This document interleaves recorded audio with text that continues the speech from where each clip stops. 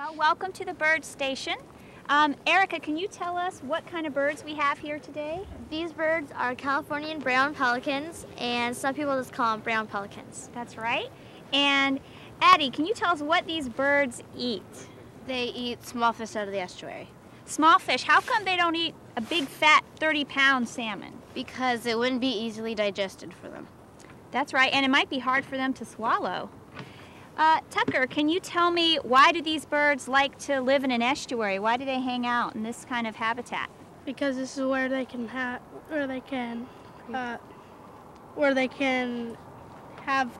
their food, where they can get their food. Mm-hmm. And it's a nice place for them to rest too.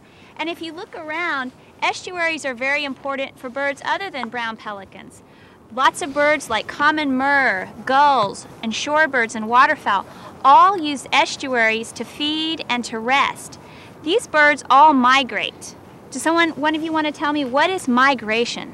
That's when a bird moves from place to place. And what are they looking for when they move from place to place? They're looking for food and rest and breeding. That's right. It's a place, they move from their breeding grounds, which is usually in the north, cooler climates, and then they migrate thousands of miles south where they spend the winter or their non-breeding time. And these birds here nest down in Baja California and Southern California, and they come up here and spend the fall. Now, if you took a journey, let's say from Tillamook Estuary over to New York City, Tucker, tell me, what kind of things would you have to have along the way to complete that trip? Gas, food, and rest. Yeah, gas, food, and rest. Well, do you think pelicans can fly 3,000 miles without food and rest? No. No, they wouldn't make it. And so one of the things they have to have is stopover habitat, and that's what Tillamook Estuary is.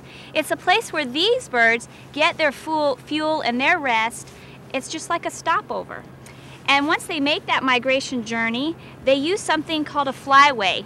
Tillamook Estuary is an important stopover habitat on the Pacific Coast Flyway. Erica, what's a flyway? Flyway is like a highway for birds, and what they do is they go from where they're migrating, and they usually go along the coast, and they, instead of having like a stop sign, when they see an estuary, they use that for rest. That's right. Highways are for people. Flyways are general routes that birds take on their migration journey.